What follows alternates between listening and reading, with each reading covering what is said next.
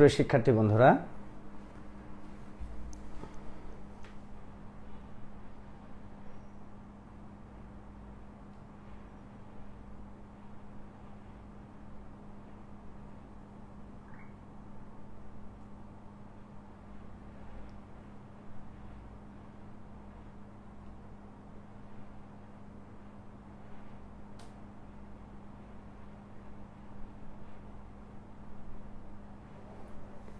শুভ সন্ধ্যা সুপ্রিয় শিক্ষার্থী বন্ধুরা। আশা করি সবাই ভালো আছেন।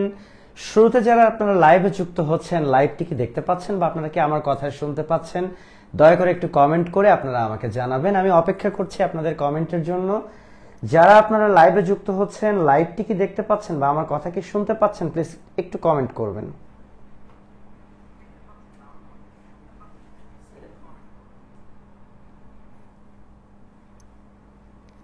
জি, ওয়ালাইকুম আসসালাম। ওয়ালাইকুম আসসালাম যারা সালাম জানিয়েছেন। এবং লাইভটি পরিষ্কার আছে কিনা, আপনারা কি আমাকে দেখতে পাচ্ছেন বা আমার কথা কি শুনতে পাচ্ছেন, প্লিজ এইটা একটু কমেন্ট করুন, আমাকে এটা ইনশিওর করুন।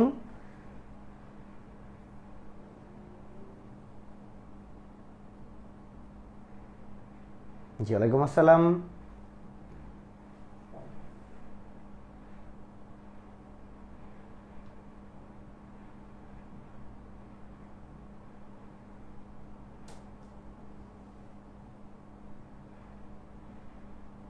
জি, ভালো আছি আমি, আশাবাদী আপনারা সকলে ভালো আছেন।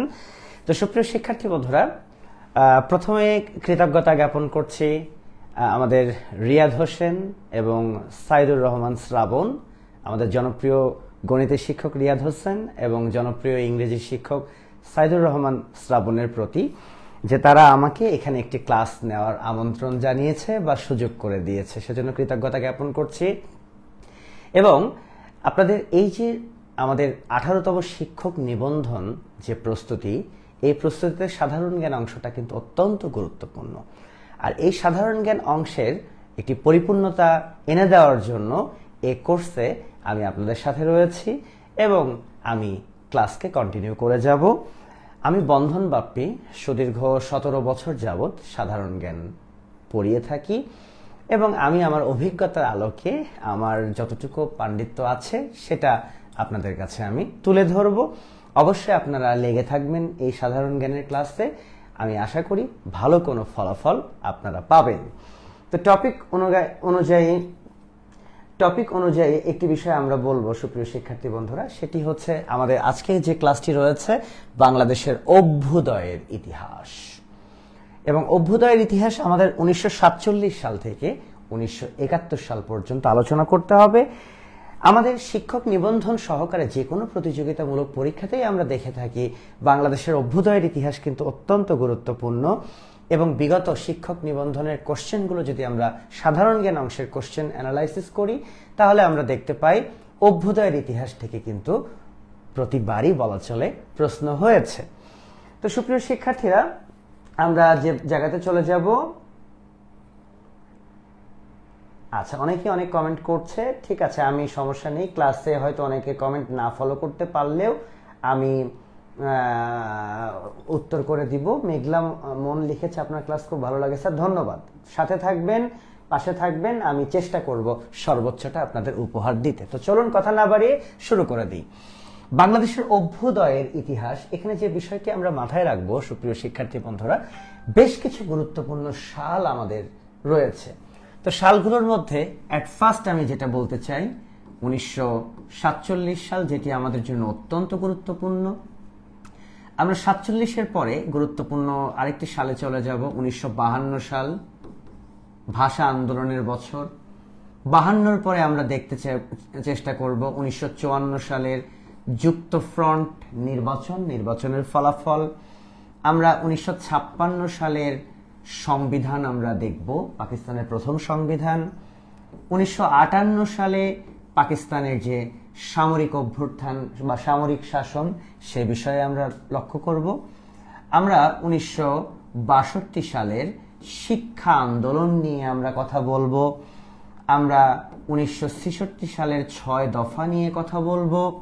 আমরা 19 1968 সালের আগরতলা ষড়যন্ত্র মামলা নিয়ে কথা বলবো, আমরা 1969 সালের গণ অভ্যুত্থান নিয়ে কথা বলবো, আমরা 1970 সালে পাকিস্তানের যে সাধারণ নির্বাচন, জাতীয় বা প্রাদেশিক পরিষদের যে নির্বাচন, সে নির্বাচন নিয়ে কথা বলবো, এবং আমরা 1971 সালের স্বাধীনতা যুদ্ধের যে গুরুত্বপূর্ণ ঘটনাগুলি রয়েছে সেগুলো নিয়ে কিন্তু আমরা আলোকপাত করব।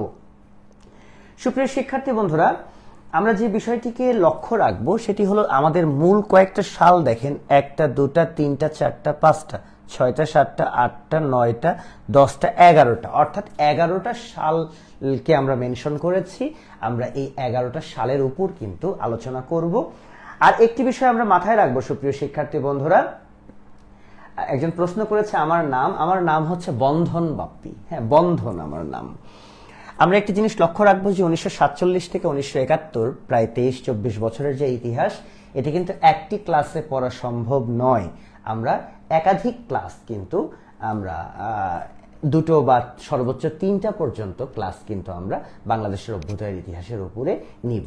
তো চলুন আমরা শুরু করি। যারা আমরা লাইভে আছি, হ্যাঁ, আমরা কেউ কি বলতে পারি যে 1947 সালে কেন ভারত ভেঙে গিয়েছিল? 1947 সালে কেন ভারত ভেঙে গিয়েছিল, এই প্রশ্নটা যদি আপনাদের কাছে আমি করি তাহলে অনেকেই বিভিন্ন রকম উত্তর দেয়, কিন্তু আমি একটা ছোট্ট কথা আপনাদেরকে বলতে চাই। ডাইরেক্ট আমি 1947 সালে যেতে চাই না, একটু ব্যাক থেকে আলোচনা করতে চাই। আপনারা মনে রাখবেন 1905 সালে বঙ্গভঙ্গ হয়েছিল। আমরা জানি 1905 সালে লর্ড কার্জন তিনি বঙ্গভঙ্গ করেছিলেন। অর্থাৎ বাংলা যে ব্রিটিশ পিরিয়ডে বাংলা যে একটি প্রদেশ ছিল, সেই বাংলা প্রদেশকে 2টো ভাগে ভাগ করে দিয়েছিলেন লর্ড কার্জন। তিনি প্রশাসনিক কারণ দেখিয়ে বাংলাকে ভাগ করেছিলেন। কিন্তু 1905 সালে বঙ্গভঙ্গ হওয়ার আগ পর্যন্ত কিন্তু ব্রিটিশ ভারতের রাজধানী ছিল কলকাতা।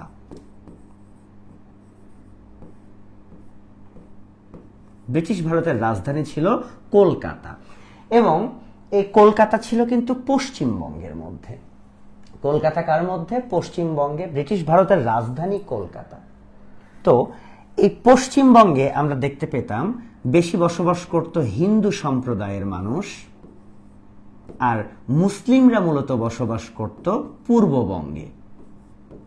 মুসলিম বসবাস করত পূর্ববঙ্গে, হিন্দুরা বেশি ছিল পশ্চিমবঙ্গে।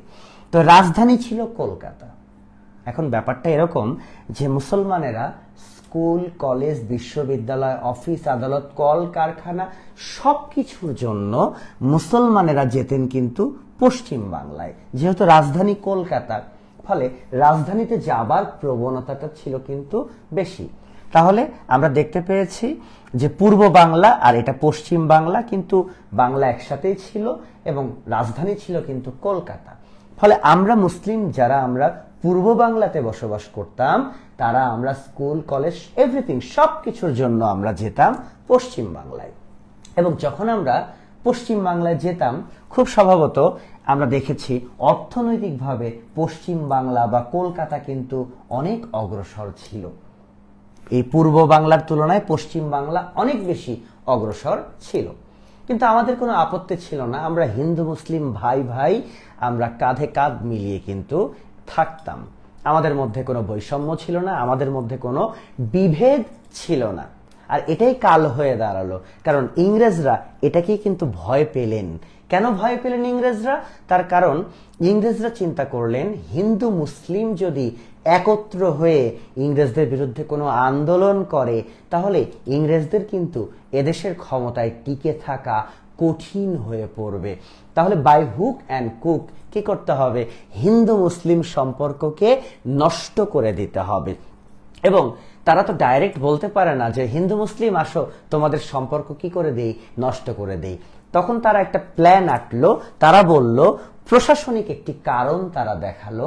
তারা বলল এত বড় একটি বাংলাকে একজনের পক্ষে শাসন করা কষ্টকর, ফলে কি করতে হবে, বাংলাকে দুটো ভাগে ভাগ করে দিতে হবে। তাহলে আমরা দেখতে পাচ্ছি লর্ড কার্জন তিনি কি করলেন,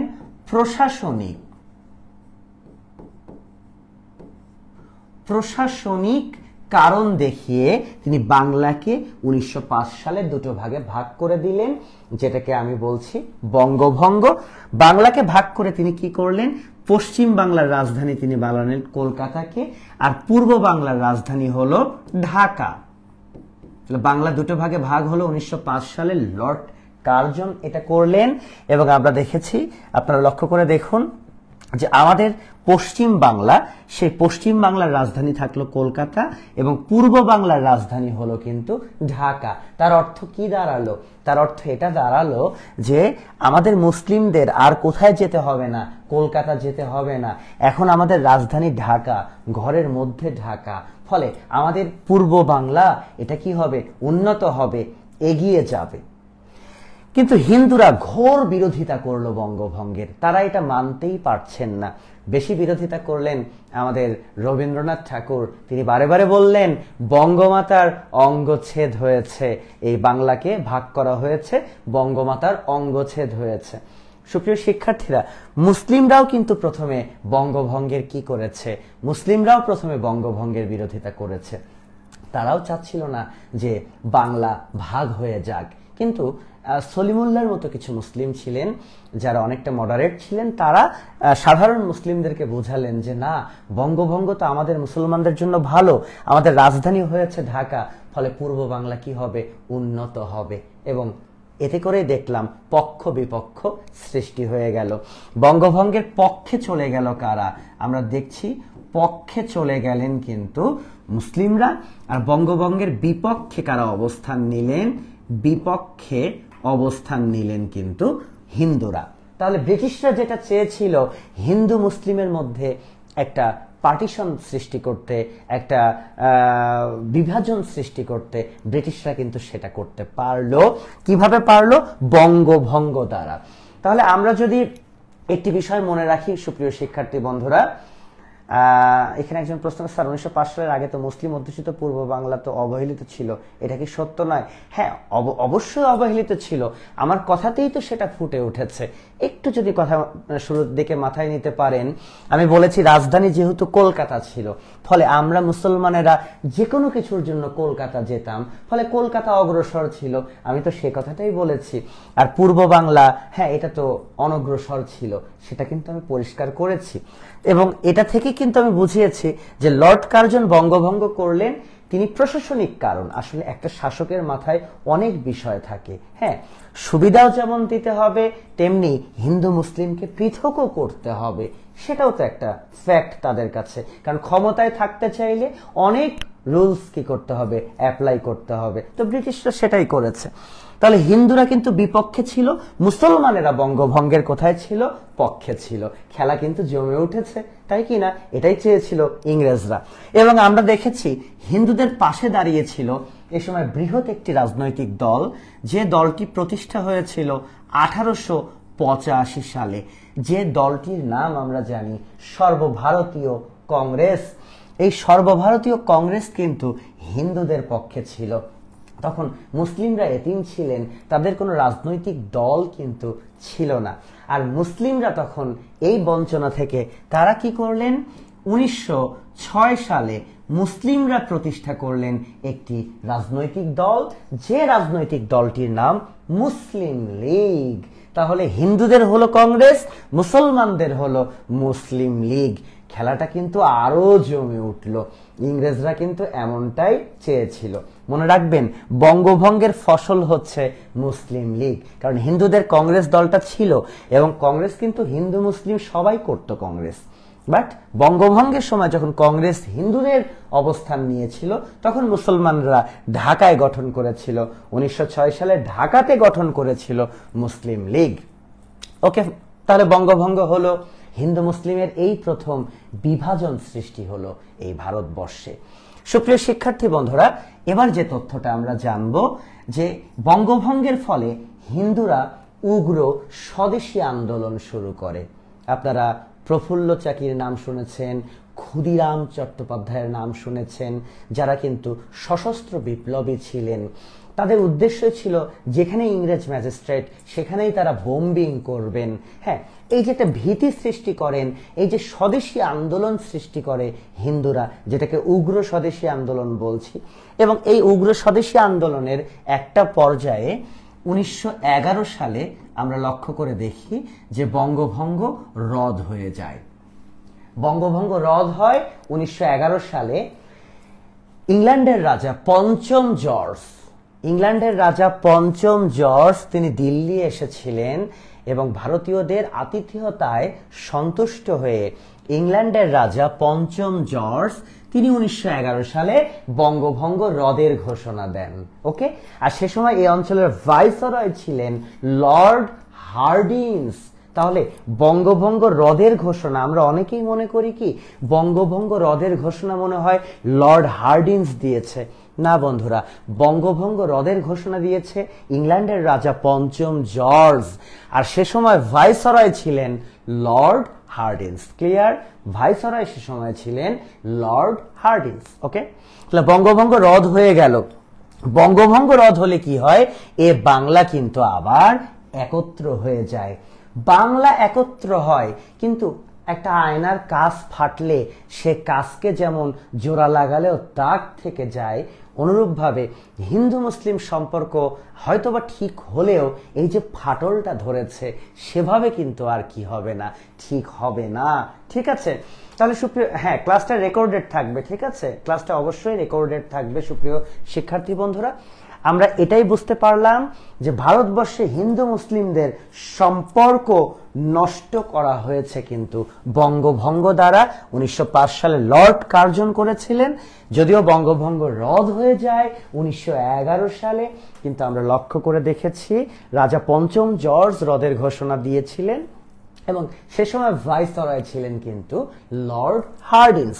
ওকে, আচ্ছা সুপ্রিয় শিক্ষার্থী বন্ধুরা, এই যে হিন্দু মুসলিম সম্পর্কটা কি হয়েছে, নষ্ট হয়েছে, এই সম্পর্কটা জোড়া লাগানোর চেষ্টা করা হয়েছিল। তো যারা লাইভে যুক্ত আছেন, প্রায় 625 জন লাইভে যুক্ত আছেন, তারা একটি বিষয় আমাকে একটু জানাবেন। সে বিষয়টি হচ্ছে যে আমাদের ভারতীয় কংগ্রেস, সর্বভারতীয় কংগ্রেস প্রতিষ্ঠা হয়েছিল কত সালে? একটু আগে আমি সালটা মেনশন করেছি আপনাদেরকে। সর্বভারতীয় কংগ্রেস প্রতিষ্ঠা হয়েছিল কত সালে? প্লিজ একটু কমেন্ট করে আমাকে জানান। ওকে মেহেদি, আমি অবশ্যই পিডিএফ দিব। আমি একটি প্রশ্ন করেছি আপনাদের কাছে যে আমাদের সর্বভারতীয় যে কংগ্রেস দলটা, সেই সর্বভারতীয় কংগ্রেস দলটা প্রতিষ্ঠা হয়েছিল কত সালে? প্লিজ এটা একটু কমেন্ট করবেন আমাকে। এখন পর্যন্ত একটা কমেন্ট এসেছে, আশরাফুল আলম, তিনি লিখেছেন 1885। আচ্ছা, কল্পনা আক্তার, দীপু আহমেদ, মিজানুল হক, মিতা আফরিন আশা, এমডি আল আমিন, খাদিজা আক্তার, লিজা আক্তার, এখানে কয়েকটা নাম কমন পড়লো যারা আমার স্টুডেন্ট, মিজানুল, মিতা, হ্যাঁ ধন্যবাদ। আচ্ছা, অসংখ্য ধন্যবাদ। আমি একটি প্রশ্ন ছুড়ে দিয়েছিলাম যে আমাদের সর্বভারতীয় কংগ্রেস প্রতিষ্ঠা হয়েছে কত সালে? আপনারা লিখেছেন 1885 সালে। ডান। তাহলে হিন্দু মুসলিম সম্পর্ক জোড়া লাগানোর জন্য 1916 সালে একটি ঘটনা ঘটেছিল, আমরা দেখে থাকি লখনৌ চুক্তি। 1916 সালে একটি চুক্তি স্বাক্ষরিত হয়েছিল যেটাকে বলা হয়ে থাকে লখনৌ চুক্তি। ভারতের লখনৌ শহরে কংগ্রেস নেতারা এবং মুসলিম লীগ নেতারা তারা সমবেত হয়েছিলেন এবং তারা সমবেত হয়ে তারা একটি ঐতিহাসিক চুক্তি স্বাক্ষর করেছিলেন যেটাকে বলা হচ্ছে লখনৌ চুক্তি। অর্থাৎ হিন্দু মুসলিমদের সম্পর্ক পুনঃস্থাপনের চেষ্টা হয়েছে লখনৌ চুক্তি দ্বারা। সুপ্রিয় শিক্ষার্থী বন্ধুরা, আমরা দেখেছি যে 1918 সাল থেকে আবারও কিন্তু ভারতবর্ষ উত্তাল হয়ে যায়। কেন 1918 সাল থেকে ভারতবর্ষ আবার উত্তাল হয়ে যায়? কারণ এ সময় ইংরেজরা একটি আইন পাশ করেছিল, যে আইনটাকে বলা হতো রাওলাট আইন, যে আইনকে বলা হয়ে থাকে রাওলাট আইন। এটি অত্যন্ত গুরুত্বপূর্ণ, পরীক্ষাতে কখনো প্রশ্ন হলেও হতে পারে। ইংরেজরা রাওলাট আইন পাশ করেছিল কত সালে? 1918 সালে। এই আইনের মূল বক্তব্যটা হচ্ছে, অসুবিধা হচ্ছে নির্বিচারে কাউকে জেল দেবে ব্রিটিশরা, বা তাকে নির্বাসনে কি করবে, পাঠিয়ে দেবে। কোনো বিচার হবে না, তাকে যদি মনে হয় দোষী, কোনো বিচার ছাড়া তাকে নির্বাসন দিয়ে দেবে বা জেল দিয়ে দেবে।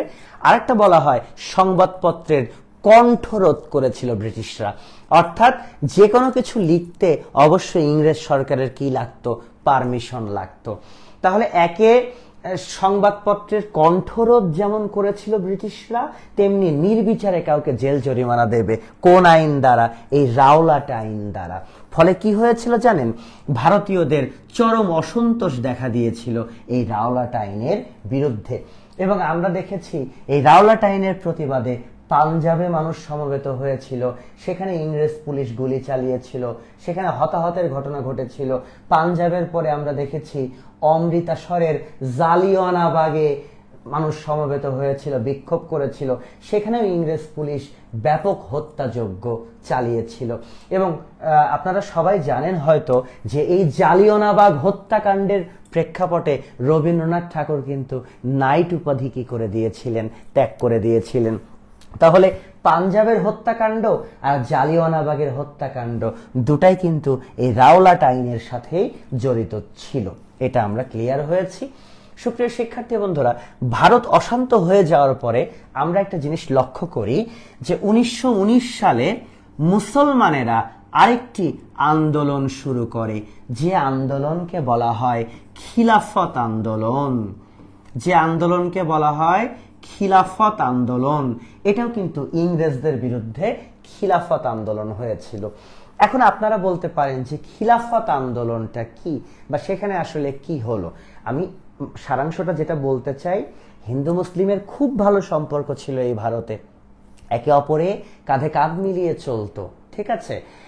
হিন্দুরা একটু বেশি অগ্রসর ছিল, কারণ ব্রিটিশরা আসার পরে তারা পাশ্চাত্য শিক্ষা গ্রহণ করেছিল, কিন্তু মুসলিমরা কিছু কুসংস্কারের কারণে পাশ্চাত্য শিক্ষা তারা গ্রহণ করেনি। ফলে খুব স্বভাবত হিন্দুদের চেয়ে মুসলিমরা কিন্তু পশ্চাৎপদ ছিল। তারপরেও তারা ভাই ভাই একে অপরে মিলেমিশে ছিল। যেটা সহ্য হয়নি ইংরেজদের, তারা কি করেছে, বঙ্গভঙ্গ করেছে, তারা বাংলাকে ভাগ করেছে, হিন্দু মুসলিম সম্পর্কের ফাটল ধরিয়েছে। কিন্তু বঙ্গভঙ্গ টিকানো যায়নি। 1911 সালে আবার দুটো বাংলা এক হয়েছিল, কিন্তু হিন্দু মুসলিম সম্পর্ক সেভাবে জোড়া লাগেনি। হ্যাঁ, লাগানোর চেষ্টা করা হয়েছিল। আমরা দেখেছি, আমরা একটা জিনিস লক্ষ্য করে দেখেছি, সেটি হচ্ছে যে 1916 সালে লখনৌ চুক্তি হয়েছিল হিন্দু মুসলিমদের মধ্যে, হ্যাঁ, কংগ্রেস মুসলিম লীগ নেতাদের মধ্যে, যাতে তাদের সম্পর্ক পুনঃস্থাপিত হয়। তারপরে বলেছি 1918 সাল থেকে ভারত উত্তপ্ত হয়ে গেল রাওলাট আইনের কারণে। আমরা দেখেছি পাঞ্জাবে মানুষ মেরেছে, আমরা দেখেছি জালিয়ানওয়ালাবাগে মানুষ হত্যা করা হয়েছে, এবং যার প্রতিবাদে কিন্তু রবীন্দ্রনাথ ঠাকুর নাইট উপাধি ত্যাগ করেছিল। 1919 সালে আমরা দেখলাম মুসলমানের একটা আন্দোলন শুরু করলেন, যেটাকে বলা হয় খিলাফত আন্দোলন ইংরেজদের বিরুদ্ধে। বিষয়টা কি ছিল? প্রথম বিশ্বযুদ্ধ হয়েছিল, আমরা সবাই এটা সাল জানি, 1914 সাল থেকে 1918 সাল পর্যন্ত হয়েছিল প্রথম বিশ্বযুদ্ধ। আর সেই প্রথম বিশ্বযুদ্ধের দুটো পক্ষ ছিল, অক্ষ এবং মিত্র। সুপ্রিয় শিক্ষার্থী বন্ধুরা, অক্ষ পক্ষে ছিল কিন্তু জার্মানি, অক্ষ পক্ষের নেতা বা লিডার ছিল জার্মানি, আর এই জার্মানির পক্ষ অবলম্বন করেছিল ওসমানীয় সাম্রাজ্য।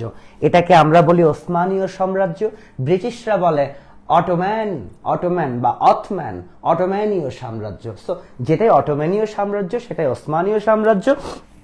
বিশাল একটা এরিয়া ছিল ওসমানীয় সাম্রাজ্যের। আজকে ইসরায়েল, আজকে ফিলিস্তিন, আজকে তুর্কি মানে তুরস্ক, এগুলো সব মিলেই কিন্তু বৃহৎ একটা ওসমানীয় সাম্রাজ্য ছিল। তো সুপ্রিয় শিক্ষার্থী বন্ধুরা, সেই ওসমানীয় সাম্রাজ্য এই জার্মানির পক্ষ অবলম্বন করেছিল, ঠিক আছে। এই ওসমানীয় সাম্রাজ্য জার্মানির পক্ষ অবলম্বন করেছিল, কিন্তু আপনারা জানেন অক্ষ শক্তি এরা কিন্তু প্রথম বিশ্বযুদ্ধে পরাজিত হয়। পরাজিত হলে মিত্র শক্তির ইংল্যান্ড এবং ফ্রান্স তাদের দৃষ্টি পড়ে এই ওসমানীয় সাম্রাজ্যের দিকে, যে তারা ওসমানীয় সাম্রাজ্যকে ভাগ বাটোয়ারা করে তারা দখল করে নেবে বা নিয়ে নেবে। কিন্তু ওসমানীয় সাম্রাজ্যের প্রধানকে বলা হতো খলিফা। কি বলা হতো? খলিফা। আর এই খলিফা পদ আমাদের কাছে কিন্তু অত্যন্ত সম্মানের, কারণ আপনারা দেখেছেন আমাদের প্রিয় নবী হযরত মুহাম্মদ সাল্লাল্লাহু আলাইহি সাল্লাম উনি মৃত্যুর পূর্বে কিন্তু খোলাফায়ে রাশিদিনের 4 জন খলিফা নিযুক্ত করে গিয়েছিলেন আমরা জানি। ফলে খলিফা পদ বা খলিফা নামটা আমাদের কাছে অত্যন্ত সম্মানের। তো সুপ্রিয় শিক্ষার্থী বন্ধুরা, এই ওসমানীয় সাম্রাজ্যের প্রধানকে বলা হতো খলিফা, যেহেতু ওসমানীয় সাম্রাজ্যকে ভেঙে ফেলবে ইংরেজরা, আর ওসমানীয় সাম্রাজ্যকে ভাঙলে খলিফাও তো হয়তো আর থাকবে না, তারও অমর্যাদা করা হয়। তখন আমরা ভারতীয় মুসলমানেরা ইংরেজদের বিরুদ্ধে খিলাফত আন্দোলন শুরু করি। আমরা ভারতীয় মুসলমানেরা ইংরেজদের বোঝাই যে দেখো, যুদ্ধে তোমাকে আমরা সহায়তা করেছি, কিন্তু দয়া করে সরকার তুমি এই খলিফা পদকে কি করো না, নষ্ট করো না, খলিফার কোনো অমর্যাদা করো না, আমাদের সমর্থন তোমাদের প্রতি থাকবে, কিন্তু খলিফার যেন কোনো অমর্যাদা না হয়। সো আমাদের ওসমানীয় সাম্রাজ্যের খলিফার খিলাফত রক্ষার্থে ভারতীয় মুসলমানেরা যে আন্দোলন করে সেটাকে বলা হয় খিলাফত আন্দোলন। খিলাফত আন্দোলন দুজন নেতার নাম পাওয়া যায়, আপন দুই সহোদর ভাই, একজন মাওলানা মোহাম্মদ আলী আর একজন মাওলানা শওকত আলী। মাওলানা মোহাম্মদ আলী, মাওলানা শওকত আলী, এই দুই ভাই কিন্তু খিলাফত আন্দোলনে কি করেছেন, নেতৃত্ব দিয়েছিলেন। এবং এই খিলাফত আন্দোলনের প্রতি এক ধরনের সমর্থন ছিল কিন্তু হিন্দুদের। তার মানে হিন্দুরা কিন্তু খিলাফত আন্দোলনের যে বিরোধিতা করবে এমনটা নয়। তাহলে তোমরা বা আপনারা সবাই লিখে রাখবেন যে 1919 সালে কি হয়েছে, খিলাফত আন্দোলন হয়েছে। আমরা দেখেছি ওসমানীয় সাম্রাজ্যের খলিফার খিলাফত রক্ষার্থে ভারতীয় মুসলমানেরা এই আন্দোলন করেছে। সুপ্রিয় শিক্ষার্থী বন্ধুরা, খিলাফত আন্দোলনের পাশাপাশি কিন্তু আরেকটি আন্দোলন করেছে ভারতীয়রা, যেটাকে বলা হয় অসহযোগ আন্দোলন। অসহযোগ আন্দোলন, এবং এই অসহযোগ আন্দোলন করেছেন মহাত্মা গান্ধী। এই যে অমৃতসরে যে হত্যাকাণ্ড ঘটানো হয়েছিল, ব্রিটিশরা যে হত্যাকাণ্ড ঘটিয়েছিল ভারতীয়দের উপরে, তার প্রতিবাদে অসহযোগ আন্দোলন শুরু করেছিলেন কিন্তু আমাদের মহাত্মা গান্ধী। এবং এই অসহযোগ আন্দোলন শুরু হয়েছিল 1920 সালে, অর্থাৎ ইংরেজদের প্রতি কোনো সহায়তা করা হবে না। এবং এই অসহযোগ আন্দোলনের প্রতি এক ধরনের সমর্থন ছিল কিন্তু মুসলমানদের। তাহলে ইংরেজরা যতই আলাদা করার চেষ্টা করুক না কেন হিন্দু মুসলিমদের, কিন্তু দিন শেষে কেন যেন হিন্দু মুসলিম আবার একই জায়গায় এসে দাঁড়ায়, কি যেন একটা ঐক্য তাদের মধ্যে কাজ করে। তাহলে দেখেন, খিলাফত আন্দোলনে হিন্দুদের এক ধরনের সমর্থন ছিল। আমরা দেখেছি সুপ্রিয় শিক্ষার্থী বন্ধুরা, যে আমাদের অসহযোগ আন্দোলনে কিন্তু আবার মুসলমানদের এক ধরনের কি ছিল, সমর্থন ছিল। তখন ইংরেজরা এটাই ভেবেছে, বাপ রে বাপ, কি এরা ভারতীয়রা, এত কষ্ট করে এদের আলাদা করলাম, কিন্তু প্রকৃত অর্থে এদের আলাদা করতে পারছি না। তো ঠিক আছে, তাহলে আমরা এই পর্যন্ত আশা করি ক্লিয়ার হয়েছি যে আমরা ভারতে কিভাবে হিন্দু মুসলিম সম্পর্কটা নষ্ট হয়েছে সেটা কিন্তু আমরা দেখার চেষ্টা করলাম। এখন একটি বিষয় আমরা মাথায় রাখব, এই ভারতের ভবিষ্যৎ সংবিধান কি হবে, ভারতের শাসনতন্ত্র কেমন হবে, সেটার জন্য একটি রিপোর্ট চেয়ে পাঠানো হলো। হ্যাঁ, তো রিপোর্টের আগে একটা কথা বলি, মুসলমানেরা খালি একটা দাবি করত, ইংরেজ সরকারের কাছে মুসলিমদের জাস্ট একটা দাবি ছিল।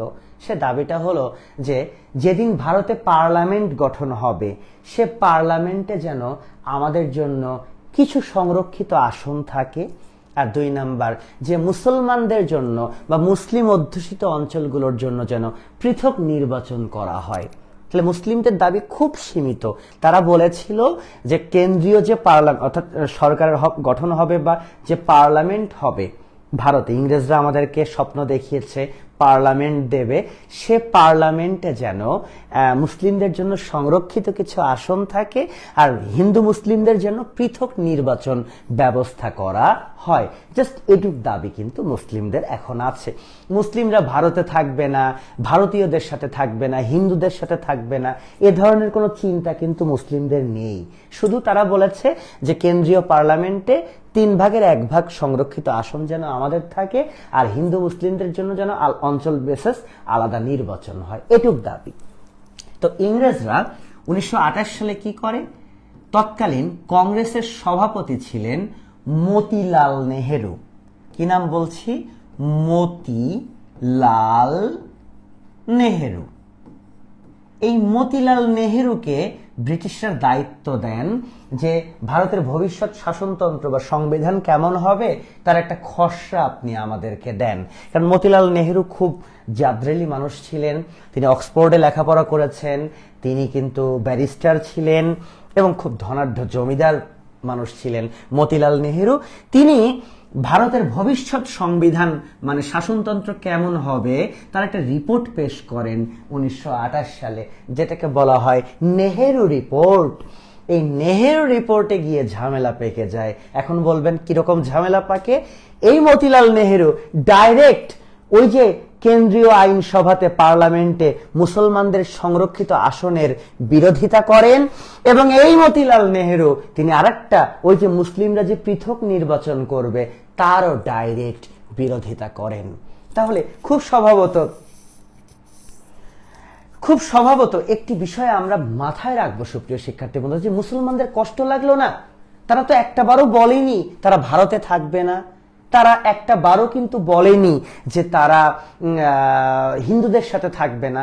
তারা মুসলমানেরা অল্প একটু দাবি করেছিল, তারা বলেছিল যে আমাদের জন্য যেন একটু সংরক্ষিত আসন থাকে আর আমাদের জন্য পৃথক নির্বাচন হয়, হিন্দুদের অঞ্চলে দাঁড়াবে, মুসলিম অধ্যুষিত অঞ্চলে মুসলিমরা দাঁড়াবে, এটাই তারা চেয়েছিল। কিন্তু এই মতিলাল নেহেরু তার নেহেরু রিপোর্টে এটার বিরোধিতা করেছে, ফলে এটা কিন্তু মানতে পারলো না। খুব কষ্ট লাগলো এটা মুসলমানদের জন্য। খুব কি দাবি করেছি আমরা? এর প্রতিবাদ স্বরূপ আমরা দেখেছি সুপ্রিয় শিক্ষার্থী বন্ধুরা 1929 সালে মুসলিম লীগ নেতা কায়েদে আজম বলা হয় যার উপাধি জিন্না, মোহাম্মদ আলী জিন্না, মুসলিম লীগ নেতা জিন্না, তিনি 14 দফা দাবি উত্থাপন করেছিলেন। ইতিহাসে 14 দফা অনেকের আছে, কিন্তু 1929 সালের 14 দফাটা দিয়েছিলেন কিন্তু মোহাম্মদ আলী জিন্না, তিনি মুসলিম লীগ নেতা ছিলেন। আর আমরা দেখেছি এই নেহেরু রিপোর্টের প্রতিবাদে জিন্না কি দিলেন? 14 দফা উত্থাপন করলেন।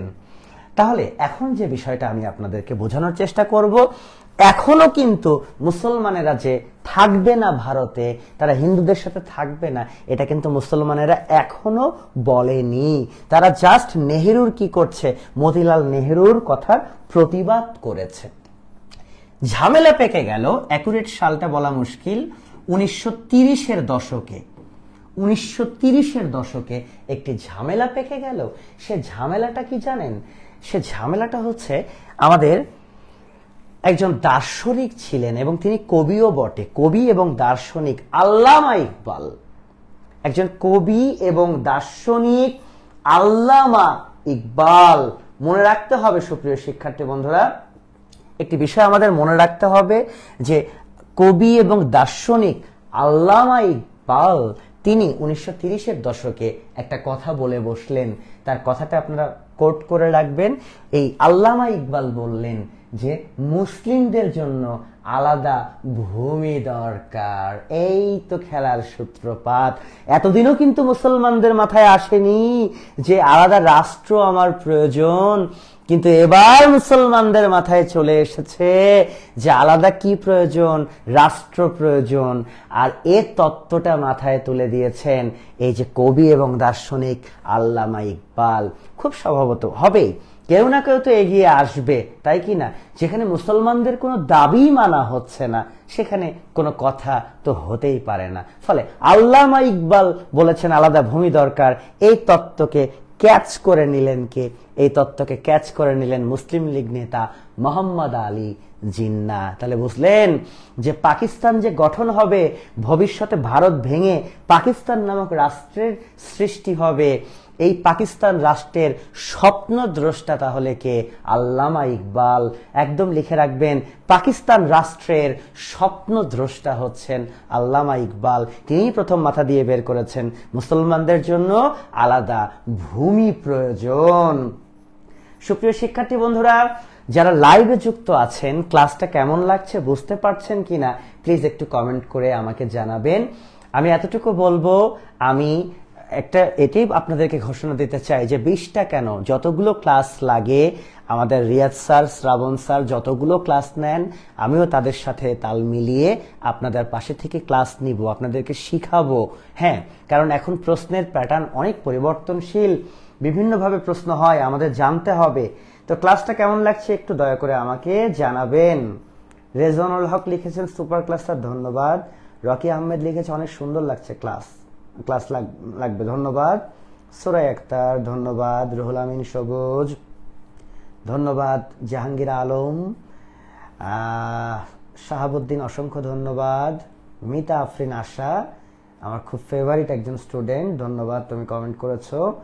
মিজানুল হক আরেকজন ফেভারিট স্টুডেন্ট, ধন্যবাদ, অসংখ্য ধন্যবাদ। সুপ্রিয় শিক্ষার্থী বন্ধুরা যারা আপনারা আমাকে কমেন্ট করেছো, আচ্ছা ধন্যবাদ। ওকে ফাইন, আর কমেন্ট করতে হবে না, এখন সবাই আবার আপনারা কি করেন, ক্লাসে ফিরে আসেন, ঠিক আছে। ধন্যবাদ হাবিবুল্লাহকে, জিকে সেরা ক্লাসটি করছি। ওকে, অসংখ্য ধন্যবাদ, আর কমেন্ট করতে হবে না, আসুন। তাহলে এখন দেখেন আল্লামা ইকবাল মাথার মধ্যে কিন্তু একদম গেঁথে দিয়েছে যে কি করতে হবে, মুসলমানদের জন্য আলাদা রাষ্ট্র প্রয়োজন। সো পাকিস্তান রাষ্ট্রের স্বপ্নদ্রষ্টা কিন্তু আমরা খুব সহজে বুঝতে পারলাম। স্বপ্নদ্রষ্টা হচ্ছেন আমাদের আল্লামা ইকবাল। সুপ্রিয় শিক্ষার্থী বন্ধুরা, 1940 সালে লাহোরে একটি সম্মেলন বসে গেল, মুসলিম লীগের একটি সম্মেলন। আপনারা মনে রাখবেন সে সম্মেলনে আমরা দেখেছি 1940 সালের 22 মার্চ 1940 সালের 22 মার্চ জিন্না, মুসলিম লীগ নেতা জিন্না, তিনি দ্বিজাতি তত্ত্ব উপস্থাপন করলেন, যেটাকে ইংলিশে বলে টু নেশন থিওরি। জিন্না দ্বিজাতি তত্ত্ব দিয়ে পরিষ্কারভাবে বোঝাতে চেষ্টা করলেন, বা পরিষ্কারভাবে তিনি বুঝালেন যে মুসলমানেরা এক জাতি, হিন্দুরা আরেক জাতি, সো আলাদা জাতির জন্য আলাদা রাষ্ট্র প্রয়োজন। দ্বিজাতি তত্ত্ব 1940 সালের 22 মার্চ উপস্থাপন করলেন লাহোরে মোহাম্মদ আলী জিন্না। ঠিক তার অনেকে কনফিউশন হতে পারে যে আমি তো জানি দ্বিজাতি তত্ত্ব 1939, ওগুলো ইন্টারমিডিয়েটের অনেক বইতে লেখা থাকে, কিন্তু উচ্চ পর্যায়ের ইতিহাস বই যখন আপনারা পড়বেন, প্রকৃত সাল হচ্ছে দ্বিজাতি তত্ত্ব 1940 সালে 22 মার্চ জিন্না কি করেছিলেন, উত্থাপন করেছিলেন। এবং ঠিক তার পরের দিন 23 মার্চ, আমাদের মনে রাখতে হবে সুপ্রিয় শিক্ষার্থী বন্ধুরা, ঠিক তার পরের দিন 23 মার্চ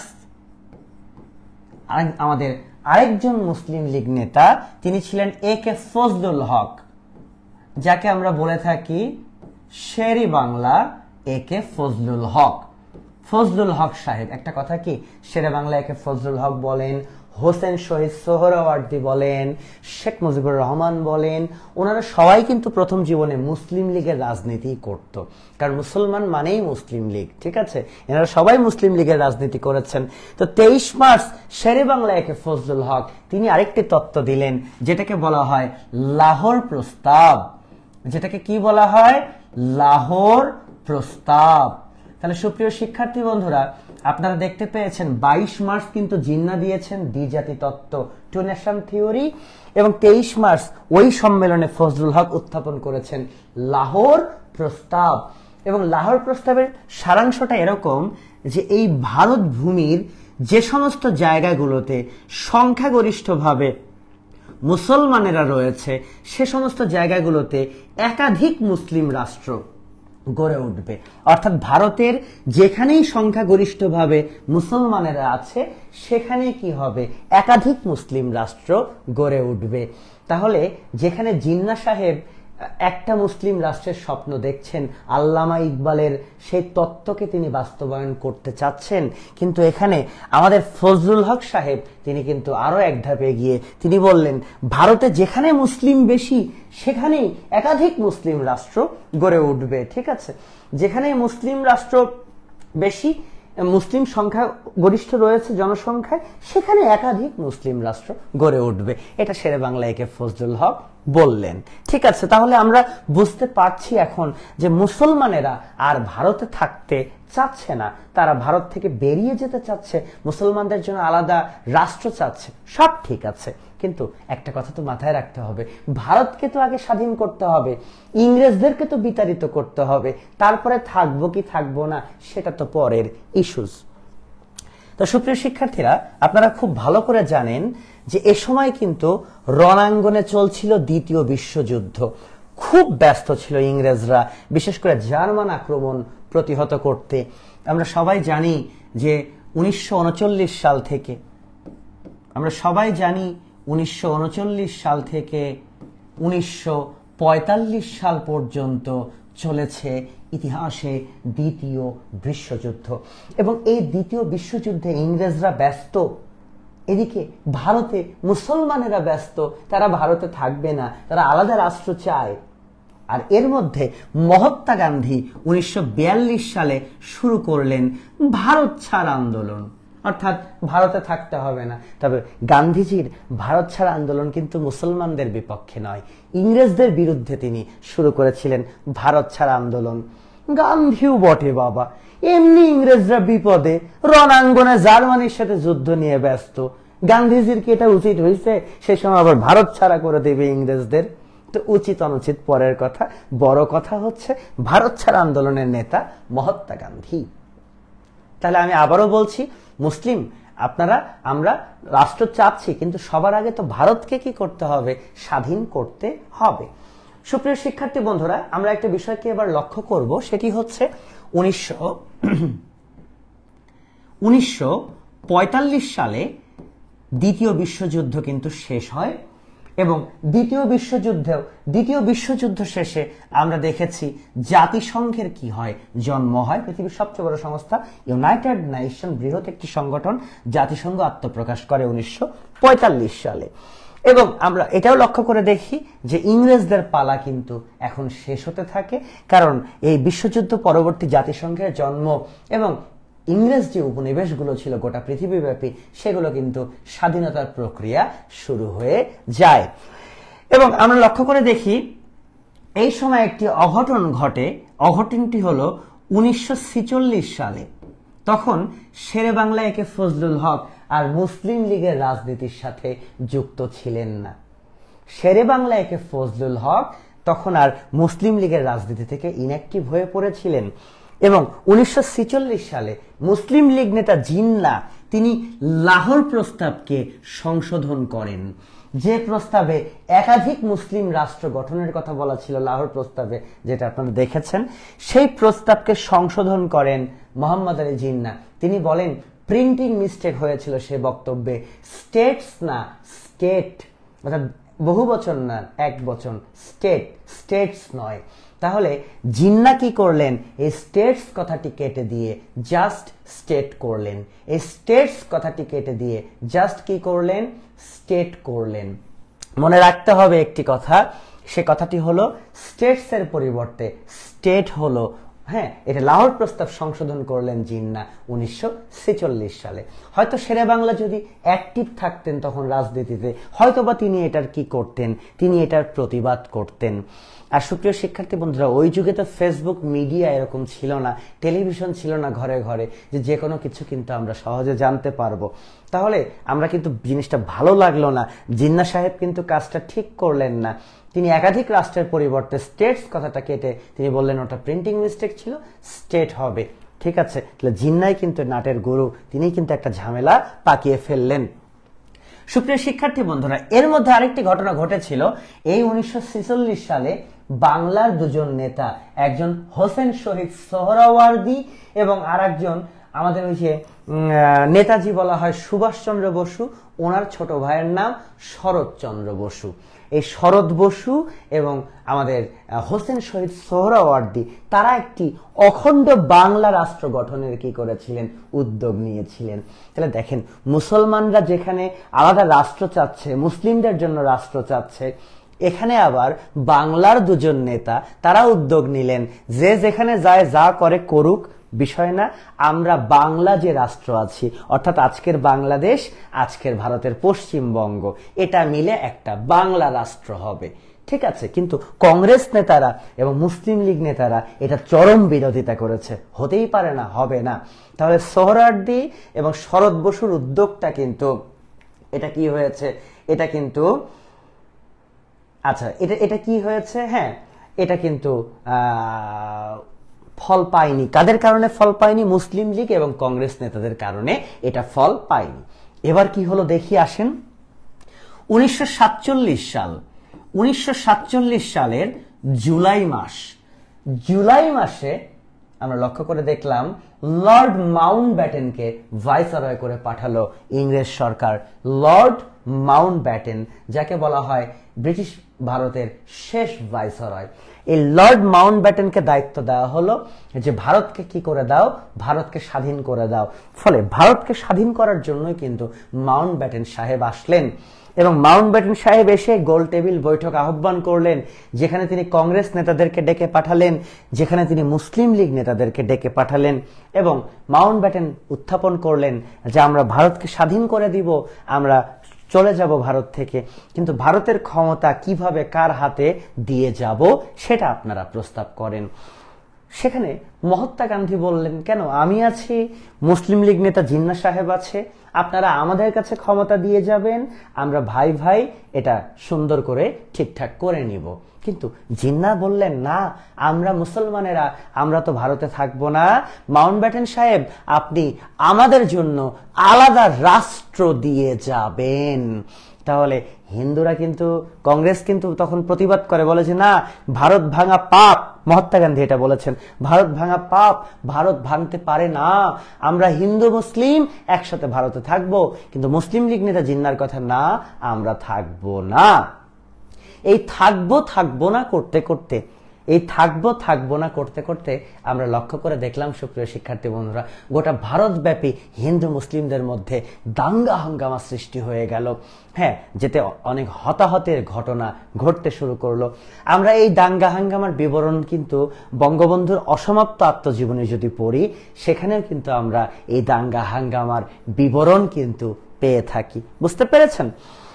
তো যখন দাঙ্গা হাঙ্গামা সৃষ্টি হলো, তখন লর্ড মাউন্টব্যাটেন বললেন, থামাও, ঠিক আছে, দাঙ্গা হাঙ্গামা থামাও, মুসলমান তোমাদের জন্য আলাদা কি দিয়ে যাচ্ছি, রাষ্ট্র দিয়ে যাচ্ছি, এবং এই রাষ্ট্রটা কেমন হবে, কোন জায়গাতে হবে, সেটা টোটালটা দেখভাল বা নিরূপণ করে দিলেন মোহাম্মদ আলী জিন্নাহ। এবং আমরা দেখতে পেলাম 1947 সালের 14 অগাস্ট ভেঙে গেল ভারত ভেঙে। অনেকে বলে কি 47 সালে ভারতের জন্ম, পাকিস্তানের জন্ম, এটা কিন্তু ভুল উত্তর। ভারতের জন্ম তো কি করে হবে, ভারত তো রাষ্ট্র ছিলই।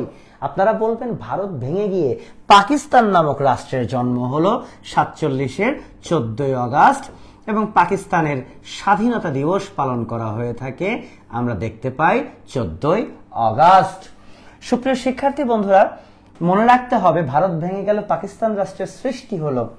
আমি যদি খুব সিম্পল ভাবে দেখানোর চেষ্টা করি, যে মনে করেন এটা একটা মুন্ডু, এই মুন্ডুটাকে ধরেন ভারত, ঠিক আছে, এই মুন্ডুকে আমি বলছি ভারত, এই মুন্ডুর দুটো কান, হ্যাঁ, একটা কান হচ্ছে পশ্চিম পাকিস্তান, একটা কান হচ্ছে পূর্ব পাকিস্তান।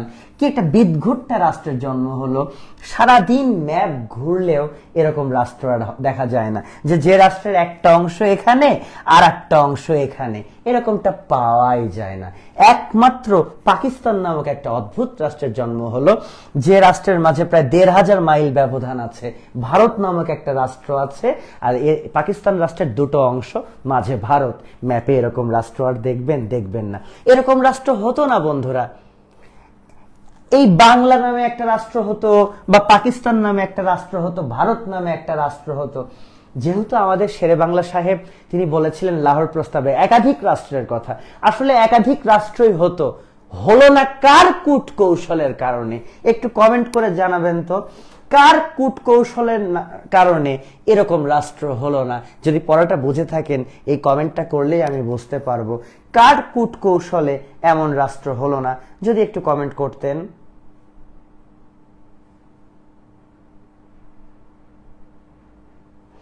এখানে আনজির রহমান লিখেছে ভারত নামে কোনো একক রাষ্ট্র ছিল না, ছিল বিভিন্ন স্বাধীন রাজ্য বা রাষ্ট্র। না বন্ধুরা, অনেক আগে থেকে রাজা দশরথের পুত্র ভরতের নামে ভারত নামে রাষ্ট্র ছিল। এটা তো ভুল কথা। ভারত নামটা ওইভাবে প্রচলিত নয়, কিন্তু ভারত নামে রাষ্ট্র ছিল। আপনার সাথে আমি একমত হতে পারলাম না, ভারত নামে রাষ্ট্র ছিল আর কি। হ্যাঁ, তো সুপ্রিয় শিক্ষার্থী বন্ধুরা, অনেকেই আমাকে কমেন্ট করছেন মোহাম্মদ আলী জিন্নাহ, ভেরি গুড। এই মোহাম্মদ আলী জিন্নাহর কূট কৌশলের কারণে আমরা দেখতে পেলাম ভারত নামে একটি রাষ্ট্র তো হলোই, কিন্তু পাকিস্তান নামক রাষ্ট্রটা দুটো অংশ হলো, যেটা হতো না। হ্যাঁ, আমাদের 71 সালও আসতো না, এত মানুষও মারা যেত না, এত কষ্ট আমাদের হতো না। কিন্তু এই কষ্টের মূলে শুরুতেই রেখেছি জিন্নাহ, তিনি কেন স্টেটসকে স্টেট করলেন। আর সত্যি কথা বলতে কি, লাহোর প্রস্তাবটা ছিল তো 1940 সালের, তাই কি না? তাহলে 6 বছর পরে গিয়ে জিন্নাহর কেন মনে হলো যে ওটা প্রিন্টিং মিস্টেক ছিল? ওটা যদি প্রিন্টিং মিস্টেক থেকেই থাকে, তাহলে যেদিন লাহোর প্রস্তাব উত্থাপন করেছিলেন শেরে বাংলা, সেদিন কিন্তু জিন্নাহও ছিলেন। সেদিনই উনি বলতে পারতেন এটা তো ভুল হচ্ছে। 6 বছর পরে গিয়ে ওনার মনে হয়েছে যে ওটা ভুল ছিল। তার মানে একমাত্র এটাই ওনার কি কূট কৌশল।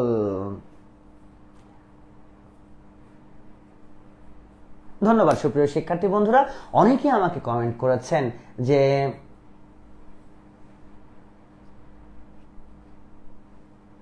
এখানে একজন লিখেছে ইন্ডিয়া ও ভারত কি আলাদা সীমানা ছিল? ইন্ডিয়া ভারত তো একই রে বাবা। হ্যাঁ, আচ্ছা ঠিক আছে সুপ্রিয় শিক্ষার্থীরা, আমরা বুঝতে পেরেছি। তাহলে আমরা মাথায় রাখছি, আমরা ভারতকে বাদ দিয়ে দিব, ভারতকে আমার এখন দরকার নাই। এখন আমরা পাকিস্তান জিন্দাবাদ, তাই কিনা? পাকিস্তান হয়ে গিয়েছি। 47 সালের 14 আগস্ট পাকিস্তান রাষ্ট্রের জন্ম হলো। এবং একটি বিষয় আমরা মনে রাখবো, আজকে ক্লাসে একটু আগেও কিন্তু আমরা বলেছি যে পাকিস্তান রাষ্ট্রের স্বপ্নদ্রষ্টা ছিলেন কিন্তু আল্লামা ইকবাল।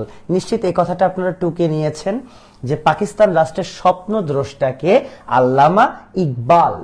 আর পাকিস্তান রাষ্ট্রটির নামকরণ করেছিলেন চৌধুরী রহমত আলী। মনে রাখতে হবে, পাকিস্তান রাষ্ট্রটির নামকরণ করেছিলেন চৌধুরী রহমত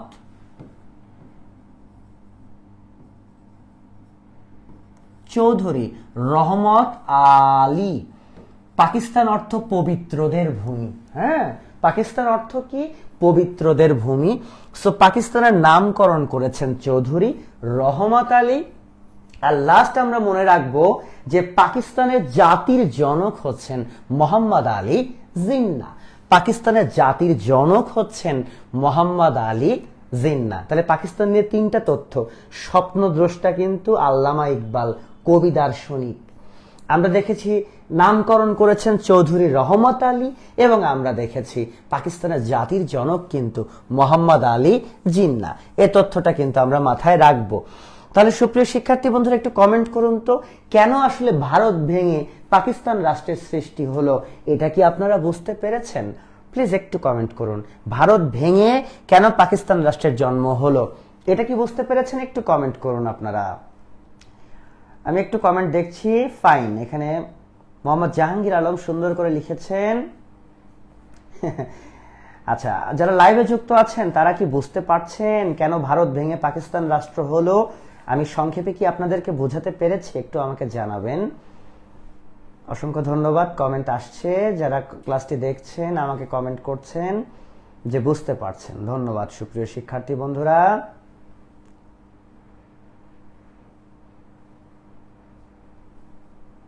ওকে, ডান, ধন্যবাদ।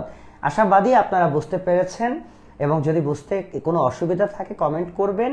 আর তা না হলে ক্লাসটা তো থাকবে রেকর্ডেড, আপনারা অনেকবার এই ক্লাস দেখতে পারবেন, এবং দেখে আমি বিশ্বাস করি আপনারা কি করতে পারবেন, বুঝতে পারবেন আশা করি। তো সুপ্রিয় শিক্ষার্থীরা, এবার দেখুন, পাকিস্তান রাষ্ট্র জন্ম হওয়ার পরে পাকিস্তানের জাতির জনক জিন্নাহ বলছেন কি দ্বিজাতি তত্ত্ব এবং লাহোর প্রস্তাবের ভিত্তিতে পাকিস্তানের জন্ম হয়েছে। দ্বিজাতি তত্ত্ব এবং লাহোর প্রস্তাবের ভিত্তিতে নাকি পাকিস্তান রাষ্ট্রের জন্ম হয়েছে। এ কথা কে বলছে? এ কথা বলছেন জিন্নাহ সাহেব। কিন্তু আমি ডাইরেক্ট বলতে ভয় লাগে না, জিন্নাহ সাহেব একজন মিথ্যাবাদী। জিন্নাহ সাহেব কেন একজন মিথ্যাবাদী? কেন তিনি লাহোর প্রস্তাবকে টানবেন? তিনি তো লাহোর প্রস্তাবকে সংশোধন করে এরকম একটা ঘটনা ঘটিয়েছেন। লাহোর প্রস্তাবে আসলে কখনোই একটা রাষ্ট্রের কথা ছিল না, একাধিক রাষ্ট্রের কথা ছিল। তাহলে তারপরে তিনি কেন লাহোর প্রস্তাবকে টানছেন? এজন্য আমি বলি জিন্নাহ সাহেব একজন মিথ্যাবাদী। আর একটা ভয়ঙ্কর তথ্য আপনাদেরকে আমি দিতে পারি। আমি এটা আমার একজন প্রফেসর আবুল কাশেম স্যারের মুখে শুনেছি। হ্যাঁ, উনি বাংলাদেশের একজন বিশিষ্ট ইতিহাসবিদ। উনি বলেছেন যে জিন্নাহ সাহেব তিনি ব্যারিস্টার ছিলেন, লন্ডনে থেকে ব্যারিস্টারি পড়াশোনা করেছেন। আর লন্ডনে তিনি যখন ছিলেন উনি নাকি শুকুরের মাংস না হলে রুটি খেতে পারতেন না। তো আপনারা বলেন ইসলামে কি শুকুরের মাংস হালাল না হারাম? আমরা সবাই জানি। তাহলে বুঝতে হবে যে রাষ্ট্রের জাতির জনক কেমন, ওই রাষ্ট্রের জাতির জনক। এবং আরেকটা তথ্য আপনাদেরকে দিতে পারি, জিন্নাহ কোনোদিন পশ্চিম দিক হয়ে নামাজ আদায় করেননি।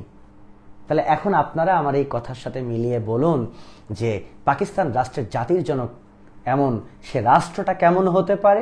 আমরা এক কথায় বলতে পারি একদম মিথ্যাচারের ভিত্তিতে এরকম একটা রাষ্ট্র সৃষ্টি হয়েছে। এরকমটা হতো না, একমাত্র কূটকৌশলে এটেছে জিন্নাহ, তার কূটকৌশলে এরকম একটা রাষ্ট্র সৃষ্টি হয়েছে, যেটা অত্যন্ত দুঃখজনক।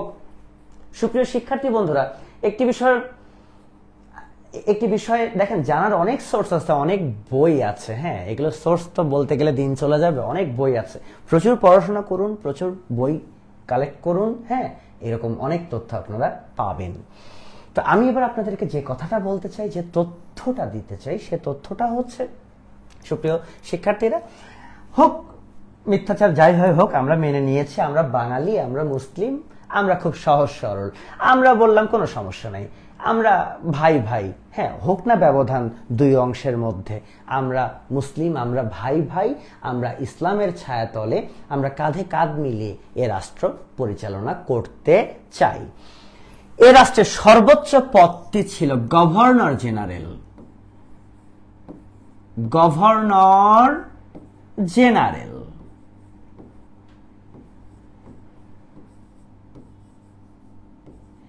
এ রাষ্ট্রের সর্বোচ্চ পদটি ছিল গভর্নর জেনারেল। আপনাদের মনে রাখতে হবে, গভর্নর, আজকে যেটা রাষ্ট্রপতি, তখন রাষ্ট্রপতি পদ ছিল না। বলাই ছিল যে পাকিস্তান যখন তার সংবিধান প্রণয়ন করতে পারবে তখন গভর্নর জেনারেল পদ রহিত হয়ে যাবে, তখন প্রেসিডেন্ট বা রাষ্ট্রপতি পদ আসবে। তো পাকিস্তানের প্রথম গভর্নর জেনারেল হয়েছিলেন জিন্নাহ, মোহাম্মদ আলী জিন্নাহ। তিনি হয়েছিলেন পাকিস্তানের প্রথম গভর্নর জেনারেল। সুপ্রিয় শিক্ষার্থীরা, পাকিস্তানের গুরুত্বপূর্ণ আরেকটি পদ প্রধানমন্ত্রী পদ। প্রধানমন্ত্রী, মনে রাখতে হবে পাকিস্তানের প্রথম প্রধানমন্ত্রী হয়েছিলেন লিয়াকত আলী খান। লিয়াকত আলী খান, আপনারা মনে রাখবেন, পাকিস্তানের প্রথম প্রধানমন্ত্রী ছিলেন লিয়াকত আলী খান। একটা কথা আপনাদেরকে ধরিয়ে দিতে চাই, জিন্নাহ হচ্ছেন একজন অগণতান্ত্রিক মানুষ। মনে রাখতে হবে জিন্নাহ একজন কি মানুষ? অগণতান্ত্রিক মানুষ। এখন আপনারা বলতে পারেন কেন, এটার সোর্স কি? অনেকের মনে আসতে পারে সোর্স লাগবে না। একটা রাজনৈতিক দলের প্রধান কিন্তু প্রধানমন্ত্রী হন। খালেদা জিয়া যদি আজকে ক্ষমতায় থাকতেন, উনি কি হইতেন? প্রধানমন্ত্রী হইতেন না রাষ্ট্রপতি হইতেন? আপনারা বলবেন প্রধানমন্ত্রী হইতেন। আজকে শেখ হাসিনা ক্ষমতায় আছেন, উনি কি রাষ্ট্রপতি না উনি প্রধানমন্ত্রী? উনি প্রধানমন্ত্রী। আসলে মনে রাখতে হবে যে একটি গণতান্ত্রিক রাষ্ট্রকে এগিয়ে নিতে প্রধানমন্ত্রীর কিন্তু ব্যাপক ভূমিকা আছে, অনেক ভূমিকা আছে। একটা দলের প্রধান কিন্তু প্রধানমন্ত্রী হন, বুঝতে পেরেছেন? একটা দলের প্রধান প্রধানমন্ত্রী হন। তাহলে মুসলিম লীগ প্রধান ছিলেন জিন্নাহ, ওনার এই নামে মাত্র গভর্নর জেনারেল পদে বসাটা তো ঠিক হয়নি, ওনার প্রধানমন্ত্রী হতে হতো। ভারত কিন্তু সে ভুল আবার করেনি যে ভুলটা পাকিস্তান করেছে। ফলে আমৃত্যু এই জিন্নাহ সাহেবের সাথে প্রধানমন্ত্রী লিয়াকত আলী খানের কিন্তু ভালো সম্পর্ক ছিল না। আচ্ছা, আরেকটা কথা আপনাদেরকে বলতে চাই যে 1906 সালে যে মুসলিম লীগ গঠন হয়েছিল ঢাকায়, এর প্রতিষ্ঠাতা ছিলেন কিন্তু বাঙালি। কিন্তু বন্ধুরা, বাঙালিরা মুসলিম লীগ করলেও কালের বিবর্তনে বাঙালিরা কিন্তু মুসলিম লীগ থেকে সরে পড়ে। ফলে 1947 সালে যখন পাকিস্তান রাষ্ট্রের জন্ম হয়, সে জন্মের সময় কিন্তু দেখেছি মুসলিম লীগের সব হর্তাকর্তা ছিল পশ্চিমারা, বাঙালিদের কিন্তু সেখানে কোনো বেল ছিল না। তো পাকিস্তান রাষ্ট্র সৃষ্টির সময় তার প্রদেশ ছিল 5টা। তার প্রদেশ কয়টা ছিল? 5টা প্রদেশ ছিল। পশ্চিম পাকিস্তানে ছিল 4টা প্রদেশ, আর পূর্ব পাকিস্তান আর একটা প্রদেশ। এই 4 একে 5। তো আমাদের পূর্ব পাকিস্তানের যিনি মুখ্যমন্ত্রী ছিলেন, 5টা প্রদেশে 5 জন মুখ্যমন্ত্রী ছিল, ওই 4টা আমার জানার দরকার নাই। আমাদের জানতে হবে আমাদের পূর্ব পাকিস্তানের যিনি মুখ্যমন্ত্রী, আমাদের পূর্ব পাকিস্তানের মুখ্যমন্ত্রী ছিলেন খাজা নাজিমউদ্দিন। সুপ্রিয় শিক্ষার্থী বন্ধুরা, এই যে খাজা নাজিমউদ্দিন, তিনিও কিন্তু মুসলিম লীগের রাজনীতি করতেন। একটা বিষয় ক্লিয়ার হয়েছেন যে মুসলিম লীগের রাজনীতি না করলে তো ক্ষমতা এগুলো পাবে না। কারণ পাকিস্তানকে জন্ম দিয়েছে কোন দল? পাকিস্তানকে জন্ম দিয়েছেন, এখানে মোজাম্মেল হক লিখেছেন, বিভিন্ন বই পুস্তকে লেখা আছে 15ই আগস্ট ভারত রাষ্ট্রের জন্ম হয়। আসলে মোজাম্মেল হক, ভারত রাষ্ট্রের জন্ম হয় এটা না, ভারত স্বাধীন হয় 15ই আগস্ট, এটা সঠিক উত্তর। আর বিভিন্ন বই পুস্তক না, আমি আপনাদেরকে একটা রেফারেন্স বই বলতে পারি, সেটি হচ্ছে বাংলাদেশের অভ্যুদয়ের ইতিহাস, আবু মোহাম্মদ দেলোয়ার হোসেন, উনি ঢাকা বিশ্ববিদ্যালয়ের ইতিহাস বিভাগের অধ্যাপক। বাংলাদেশের অভ্যুদয়ের ইতিহাস, আবু মোহাম্মদ দেলোয়ার হোসেনের বইটা আপনারা কি করতে পারেন? ফলো করতে পারেন, তাহলে এই বিষয়গুলো পরিষ্কার হয়ে যাবেন। তাছাড়া আমাদের হাতের কাছে বাংলাপিডিয়া থাকে, সেমিনার লাইব্রেরি বিভিন্ন জায়গাতে, বাংলাপিডিয়াতেও কিন্তু আমরা সহায়তা নিতে পারি, তাহলে বিষয়গুলো পরিষ্কার হব। তাহলে আপনারা দেখুন, পাকিস্তান রাষ্ট্রের গভর্নর জেনারেল হয়েছেন কিন্তু জিন্নাহ। পাকিস্তান রাষ্ট্রের প্রধানমন্ত্রী হয়েছেন, প্রথম প্রধানমন্ত্রী হয়েছেন লিয়াকত আলী খান, এবং পাকিস্তান রাষ্ট্রের প্রথম পূর্ব পাকিস্তানের মুখ্যমন্ত্রী হয়েছেন খাজা নাজিমউদ্দিন। এবং আমি বলেছি যে আমাদের জিন্নাহ সাহেব কাজটা ঠিক করেননি, ওনার কি হতে হতো? ওনার প্রধানমন্ত্রী হতে হতো, কিন্তু তা না হয়ে তিনি গভর্নর জেনারেল হয়েছেন। এবং এটাও পরিষ্কার করেছি, আমৃত্যু আমরা দেখেছি যে জিন্নাহর সাথে কিন্তু খুব একটা ভালো সম্পর্ক ছিল না এই লিয়াকত আলী খানের। তো সুপ্রিয় শিক্ষার্থী বন্ধুরা, এখন কি হলো দেখার চেষ্টা করি। তো পাকিস্তান নামক একটা রাষ্ট্র সৃষ্টি হলো। এই রাষ্ট্রের অংশ কয়টা? এটাও আপনারা জানেন, 2টা অংশ, পশ্চিম এবং পূর্ব পাকিস্তান। এখন এই রাষ্ট্রের নতুন এই রাষ্ট্রের ভাষা কি হবে? এটা হলো প্রশ্ন, কি হবে এই রাষ্ট্রের ভাষা? তো জিন্নাহ শুরুতেই বললেন, তিনি তো গভর্নর জেনারেল, তিনি বলে বসলেন উর্দু হবে পাকিস্তানের একমাত্র রাষ্ট্রভাষা, উর্দু। আমরা বাঙালিরা এটার প্রতিবাদ করেছি, কিভাবে উর্দু রাষ্ট্রভাষা হতে পারে। আমরা কেন এটার প্রতিবাদ করেছি সুপ্রিয় শিক্ষার্থী বন্ধুরা, সেটার কারণটা আমরা কি করব, সেটার কারণটা আমরা জানার চেষ্টা করব। কারণ আমরা এটাই বলার চেষ্টা করব যে আমাদের 2 অংশ, পাকিস্তানের 2 অংশের প্রায় আমরা বলে থাকি 54, প্রায় 54 বা তার বেশি % মানুষ কিন্তু বাংলাতে কথা বলতো। প্রায় আমরা বলেছি 54% মানুষ বাংলাতে কথা বলতো, অনেকে আবার বলে থাকে 56% মানুষ বাংলা ভাষায় কথা বলতো, আর মাত্র 3 থেকে 4% মানুষ তারা উর্দুতে কথা বলতো। তাহলে এ রাষ্ট্রের ভাষা কি করে উর্দু হয়? যদি গণতান্ত্রিকতাকেই ধরতে চাই, উর্দু তো হতেই পারে না। কিন্তু যেহেতু ক্ষমতায় জিন্নাহ, যেহেতু তারা পশ্চিমা, যেহেতু তারা উর্দুতে কথা বলে, ফলে তারা কি করেছে, তারা কিন্তু উর্দুকেই পাকিস্তানের রাষ্ট্রভাষা করতে চেয়েছে। আমরা বাঙালিরা এটার প্রতিবাদ করেছি, এবং প্রতিবাদ করে আমরা 1947 সালে একটি সংগঠন তৈরি করেছি, যে সংগঠনটির নাম হচ্ছে তমুদ্দুন মজলিস।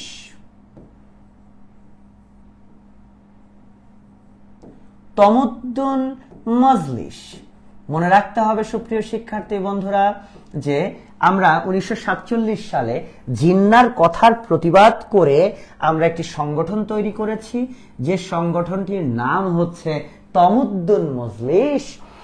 তমুদ্দুন মজলিস, যার প্রতিষ্ঠাতা ঢাকা বিশ্ববিদ্যালয়ের অধ্যাপক আবুল কাশেম, ঢাকা বিশ্ববিদ্যালয়ের শিক্ষক আবুল কাশেম, তিনি গঠন করেছিলেন তমুদ্দুন মজলিস। এবং যে কোনো পরীক্ষাতে যদি কোনো প্রশ্ন আসে যে ভাষা আন্দোলনের প্রথম সংগঠন কোনটা, আমরা বলতে পারি ভাষা আন্দোলনের প্রথম সংগঠন হচ্ছে তমুদ্দুন মজলিস। এবং এই তমুদ্দুন মজলিসটা ছিল মূলত একটা সাংস্কৃতিক সংস্থা বা সংগঠন। এটা ছিল মূলত একটি সাংস্কৃতিক সংগঠন। মনে রাখবেন আপনারা যে তমুদ্দুন মজলিসটা মূলত একটা কি ছিল, একটা সাংস্কৃতিক সংগঠন ছিল। আচ্ছা, তাহলে ভাষা আন্দোলনের প্রথম সংগঠন তমুদ্দুন মজলিস। এটার প্রতিষ্ঠাতাকে আবুল কাসেম, তিনি ঢাকা বিশ্ববিদ্যালয়ের অধ্যাপক ছিলেন। এবং এই সংগঠনটা তারা বিভিন্ন গান, কবিতা এগুলো নিয়ে তারা বিভিন্ন কর্মসূচি দিত। এটা মূলত একটা সাংস্কৃতিক সংগঠন ছিল। কিন্তু আমরা দেখতে পাই যে এটা গঠন হয়েছে সেপ্টেম্বর মাসে। হ্যাঁ, তমুদ্দুন মজলিসটা গঠন হয়েছে সেপ্টেম্বরের শুরুতে, ঠিক এক মাসের মাথায় অর্থাৎ অক্টোবরের শুরুতে এই তমুদ্দুন মজলিস থেকে একটি শাখা গঠন হয়েছিল, যে শাখার নাম হচ্ছে রাষ্ট্রভাষা। রাষ্ট্রভাষা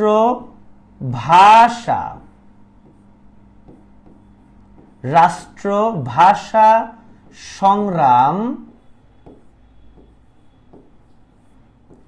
সংগ্রাম পরিষদ। রাষ্ট্রভাষা সংগ্রাম পরিষদ, যেটা গঠন হয়েছে 47 সালের আমরা জানি 1 অক্টোবর। হ্যাঁ, সেপ্টেম্বরে তমুদ্দুন মজলিস, সে তমুদ্দুন মজলিসের একটি শাখা গঠন হলো 1 অক্টোবর 1947 সালে রাষ্ট্রভাষা সংগ্রাম পরিষদ। রাষ্ট্রভাষা সংগ্রাম পরিষদ। তাহলে এই সংগঠনটা কিন্তু সাংস্কৃতিক সংগঠন ছিল। হ্যাঁ, এই সংগঠনটা কিন্তু সাংস্কৃতিক। আসলে রাকিব হোসেন 2রা সেপ্টেম্বর হবে, হ্যাঁ না, রাজীব হোসেন 2রা সেপ্টেম্বর হবে। হ্যাঁ, তাহলে মনে রাখতে হবে যে আমাদের তমুদ্দুন মজলিস এটা গঠন হয়েছে 1947 সালের আমরা বলেছি 2রা সেপ্টেম্বর। ঠিক পরের মাসে 1 অক্টোবর আমরা গঠন করেছি রাষ্ট্রভাষা সংগ্রাম পরিষদ। রাষ্ট্রভাষা সংগ্রাম পরিষদ। এবং এই রাষ্ট্রভাষা সংগ্রাম পরিষদ এটা কিন্তু অনেকটা রাজনৈতিক রূপ লাভ করেছে। তাহলে তমুদ্দুন মজলিস ছিল সাংস্কৃতিক সংগঠন, কিন্তু পরে এটা আস্তে আস্তে রাজনৈতিক সংগঠনের রূপ লাভ করে এবং তমুদ্দুন মজলিস থেকে একটি শাখা বেরোয় রাষ্ট্রভাষা সংগ্রাম পরিষদ। সুপ্রিয় শিক্ষার্থী বন্ধুরা, আমরা লক্ষ্য করে দেখেছি 1948 সালে জিন্নাহ ঢাকায় এসেছিলেন। উনি আমাদের জাতির জনক, উনি প্রথম গভর্নর জেনারেল। বাবা, অনেক বড় ব্যাপার, জাতির জনক, প্রথম গভর্নর জেনারেল। জিন্নাহ কোথায় এসেছিলেন? ঢাকায় এসেছিলেন। এবং ঢাকায় এসে তিনি কিন্তু একই কথাই বলে গিয়েছেন, উর্দুকে রাষ্ট্রভাষা করবেন, সেটাই তিনি বলে গিয়েছেন। আমরা প্রতিবাদ করেছি। সুপ্রিয় শিক্ষার্থী বন্ধুরা, 1948 সালে ফেব্রুয়ারি মাসে আমরা আবার গঠন করেছিলাম সর্বদলীয়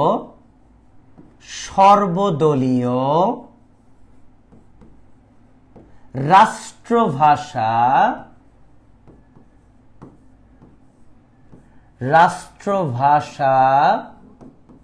সংগ্রাম পরিষদ। তাহলে দেখেন, এর আগেরটা ছিল কিন্তু আমরা লক্ষ্য করে দেখেছি যে এর আগেরটা শুধু ছিল রাষ্ট্রভাষা সংগ্রাম পরিষদ।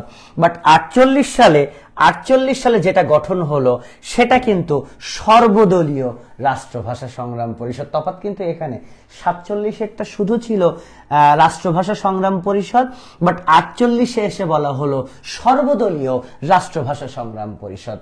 48-এ এসে বলা হলো সর্বদলীয় রাষ্ট্রভাষা সংগ্রাম পরিষদ, যেটা গঠন হয়েছে 1948 সালের ফেব্রুয়ারি মাসে। এবং আমরা 1948 সালের একটি গুরুত্বপূর্ণ তারিখ হচ্ছে 11ই মার্চ। এদিন আমরা ভাষার দাবিতে রাজপথে ছিলাম, মিটিং মিছিল করেছিলাম। ফলে আমরা 1949 সাল থেকে 1951 সাল পর্যন্ত আমরা রাষ্ট্রভাষা দিবস পালন করতাম এই 11ই মার্চ তারিখকে। 1949 থেকে 1951 পর্যন্ত আমরা রাষ্ট্রভাষা দিবস পালন করেছি, আমরা বলেছি কিন্তু 11ই মার্চ। একজন আমাকে লিখেছে, এন কে মজুমদার, স্যার আপনি ওবায়দুল প্রো ম্যাক্স ওবায়দুল কি ওবায়দুল কাদের? বন্ধু, ওনাকে সম্মান দিয়ে কথা বলতে হবে। উনি কিন্তু বাংলাদেশের একটি বৃহৎ দলের সাধারণ সম্পাদক। আপনারা কিন্তু কি শিক্ষার্থী, আপনারাই জাতির ভবিষ্যৎ, আপনারাই কিন্তু শিক্ষক হতে চাচ্ছেন।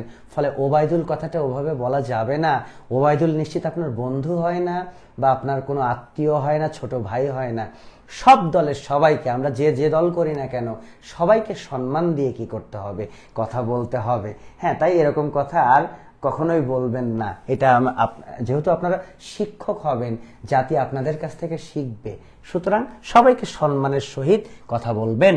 তা আমরা যে জায়গাতে ছিলাম সেটা হচ্ছে 1949 থেকে 1951 সাল পর্যন্ত আমরা দেখেছি রাষ্ট্রভাষা দিবস পালন করা হয়েছে 11ই মার্চ। ঠিক আছে, রাষ্ট্রভাষা দিবস পালন করা হয়েছে কবে? 11ই মার্চ। আমরা অনেক পরীক্ষাতে দেখেছি রাষ্ট্রভাষা দিবস কবে পালিত হতো, 49 থেকে 51 পর্যন্ত আমরা দেখেছি রাষ্ট্রভাষা দিবস পালন করা হতো 11ই মার্চ। তাহলে 47 সালে গঠন হয়েছিল রাষ্ট্রভাষা সংগ্রাম পরিষদ। আমরা দেখলাম 1948 সালে আবার গঠন হলো সর্বদলীয় রাষ্ট্রভাষা সংগ্রাম পরিষদ। এদিকে 48-এর মার্চ মাসে ঢাকায় এসে জিন্না কিন্তু বলে গেছেন উর্দুই রাষ্ট্রভাষা হবে। তার মানে জিন্না কিন্তু নাসরবান্দা, উনি এটাই করে ছাড়বেন, এটাই মনে হচ্ছে আমাদের কাছে। সুপ্রিয় শিক্ষার্থী বন্ধুরা, পথ পরিষ্কার হয় কিভাবে জানেন? এভাবে পথ পরিষ্কার হয়। 1948 সালে মোহাম্মদ আলী জিন্নাহ সেপ্টেম্বরে মারা যান।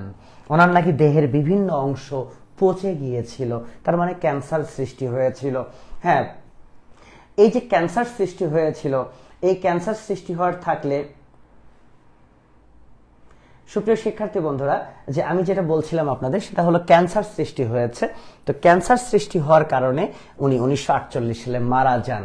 তাহলে উনি মারা গেলে জিন্নাহ যেন রাষ্ট্রের কোন পদে ছিলেন? যারা লাইভে যুক্ত আছেন একটু নড়ে চড়ে বসুন আর কমেন্ট করুন, জিন্নাহ রাষ্ট্রের গুরুত্বপূর্ণ কোন পদে ছিলেন? প্লিজ একটু কমেন্ট করে আমাকে জানান। হ্যাঁ, আমরা একটি প্রশ্ন রেখেছি যে জিন্নাহ রাষ্ট্রের কোন পদে ছিলেন, দয়া করে একটু কমেন্ট করে আমাকে জানান। যারা আপনারা লাইভে যুক্ত আছেন সুপ্রিয় শিক্ষার্থী বন্ধুরা, জিন্নাহ রাষ্ট্রের কোন পদে ছিলেন, দয়া করে একটু কমেন্ট করে আমাকে জানান। আমি একটি প্রশ্ন রেখেছি আপনাদের কাছে, জিন্নাহ রাষ্ট্রের কোন পদে ছিলেন? আপনারা কমেন্ট করেছেন গভর্নর জেনারেল। আর ঋতু লিখেছেন রাষ্ট্রপতি। না বাবা, রাষ্ট্রপতি না, গভর্নর জেনারেল হবে। কি হবে? গভর্নর জেনারেল পদে ছিলেন। ধন্যবাদ যারা কমেন্ট করেছেন জিন্নাহ কোন পদে ছিলেন, তিনি কিন্তু গভর্নর জেনারেল পদে ছিলেন। অসংখ্য ধন্যবাদ। তাহলে গভর্নর জেনারেল পদ ফাঁকা হয়ে গেল, কারণ জিন্নাহ মারা গেলেন 1948 সালে। তো জিন্নাহর মৃত্যুর পরে গভর্নর জেনারেল, দ্বিতীয় গভর্নর জেনারেল যিনি হলেন, আমরা মনে রাখবো দ্বিতীয় গভর্নর জেনারেল, মনে রাখবেন দ্বিতীয় গভর্নর জেনারেল হলেন ওই যে আমাদের পূর্ব পাকিস্তানের মুখ্যমন্ত্রী খাজা নাজিমউদ্দিন। মনে রাখতে হবে খাজা নাজিমউদ্দিন, তিনি কি হলেন? তিনি হলেন দ্বিতীয় গভর্নর জেনারেল। তাহলে উনি এতদিন ছিলেন কিন্তু পূর্ব পাকিস্তানের মুখ্যমন্ত্রী, তিনি হলেন এখন দ্বিতীয় গভর্নর জেনারেল। তাহলে খাজা নাজিমউদ্দিনের পদটাও তো ফাঁকা হয়ে গেল, হলো কি না?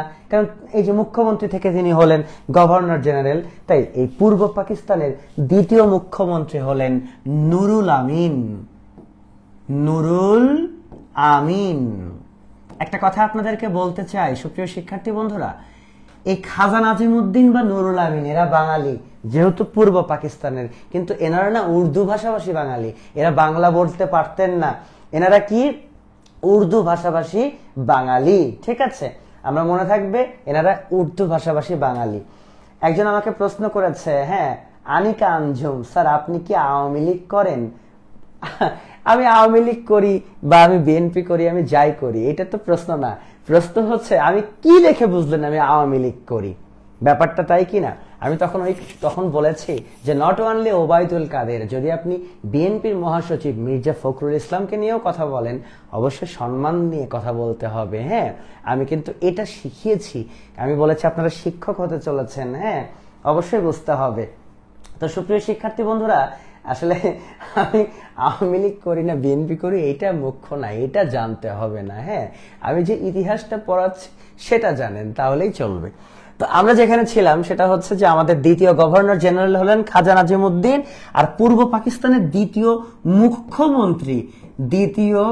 মুখ্যমন্ত্রী হলেন আমাদের নুরুল আমিন।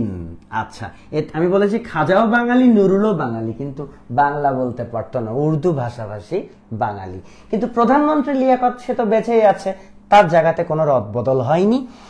তো পাকিস্তান রাষ্ট্র সৃষ্টি হওয়ার পর থেকে শুধু ভাষা বলে কথা নয়, এ রাষ্ট্র সৃষ্টি হওয়ার পর থেকে অনেক বৈষম্যের শিকার আমরা হয়েছি। জানেন, কল কারখানা, মিল, ফ্যাক্টরি সব গড়ে উঠতো কোথায় গড়ে উঠতো জানেন? সব গড়ে উঠতো পশ্চিম পাকিস্তানে। যে দু একটা পূর্ব পাকিস্তানে গড়ে উঠেছে, এখান থেকে যে পণ্য উৎপাদন হতো সে পণ্য চলে যেত পশ্চিম পাকিস্তানে। আবার রাজস্ব আদায় হতো এই পূর্ব পাকিস্তান থেকে বেশি। ঠিক আছে, এই রাজস্ব আদায় হতো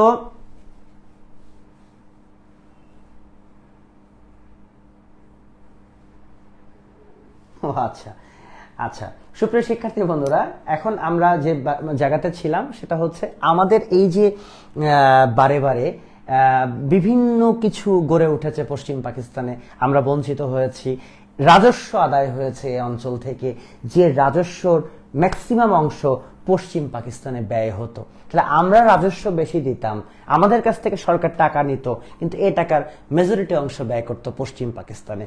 যদি 100 জন চাকরি পেত গভর্নমেন্ট জব, তার 95টা চাকরি পশ্চিমারা পাইতো, আমরা পাইতাম 5টা। তাহলে আমাদের দোষ কোথায় পাগলা? আমরা কি অপরাধ করলাম? আসলে জনগণের কোন দাবি আদায়ের জন্য একটা শক্তিশালী রাজনৈতিক সংগঠন দরকার হয়, আর যে শক্তিশালী রাজনৈতিক সংগঠনটা আমাদের ছিল না।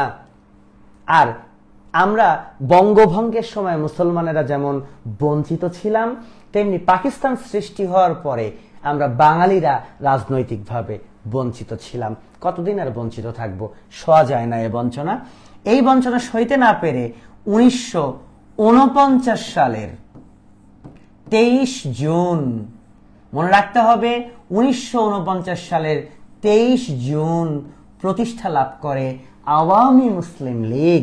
আমরা মনে রাখবো 1949 সালের 23 জুন প্রতিষ্ঠিত হয় আওয়ামী মুসলিম লীগ। ঠিক আছে, তাহলে ওদের কিন্তু মুসলিম লীগ আছে, আর আমরা বাঙালিরা গঠন করি কিন্তু আওয়ামী মুসলিম লীগ।